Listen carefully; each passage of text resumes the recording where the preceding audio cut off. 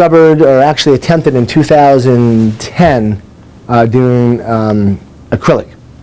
And this is when the economy was kind of iffy and patients didn't want to spend, that much money on an arch. This was an alternative. And we did it, and we had problems. And I always knew there were problems. The problem is acrylic attracts plaque.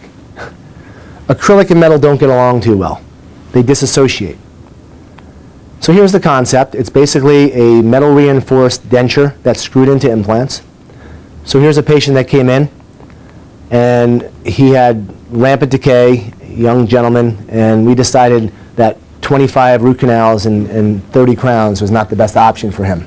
And I'm sure there are dentists that would feel that would be the better option because they want to save teeth. But we did an upper and lower acrylic bridge, hybrid bridge, and it's an option. Here's another patient. She came in with a failing prosthesis. We did 5 on the top, 5 on the bottom, a little bit, a bit of a cantilever there. So we did a few of these, and all of a sudden we did this case after maybe 3 or 4 cases in, and we saw this. And apparently we're not the only ones that see this. Has anybody seen this with hybrids? It's not a fun thing when a patient spends this much money and teeth are falling off. It just isn't. And then on the bottom. So Claudia and I, at that point, were just getting into Protal. This is 4 years ago. We did the upper as zirconia, and then we did the bottom as zirconia. And now we're about 4 years in. No problems. Not one chip, nothing. So it's a micro study. Actually. So we had 1/3 of the arches in that time period have catastrophic failure. That is not a good way to run a business. And in catastrophic, that might be a little bit deceptive. So what's a catastrophe, right? So somebody chips the incisal edge of number 10.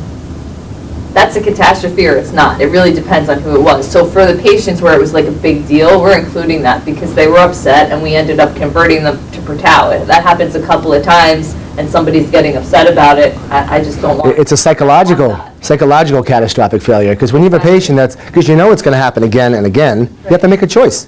We don't want to have that problem over the years, so we just decided to redo these cases. So yes, we had problems. There's so many inherent problems to this. It's cast, porosity when it's section. So here's a case. This is a 22-year-old woman. She came in when she was 17, and this was the only Snap-on Smile case that I felt I wanted to do. So she lived with a Snap-on Smile for years so she could smile and have teeth. When she turned 20, 21, her mom brought her in, and Claudia and I looked at this case, and we mutually decided that instead of keeping her as FP1 with her bite situation, we felt that edentulating her, doing the appropriate alveoloplasty, and putting 6 and 5 implants in was a better option. So here's how she presented. And here's how she is now. And ended up being 5 and 5. We feel this is a better solution for her. We feel that this is going to be there long term. That's how strong we feel about this as an option. And we treat every patient as though they're family. If this were my daughter, this is what I would have done.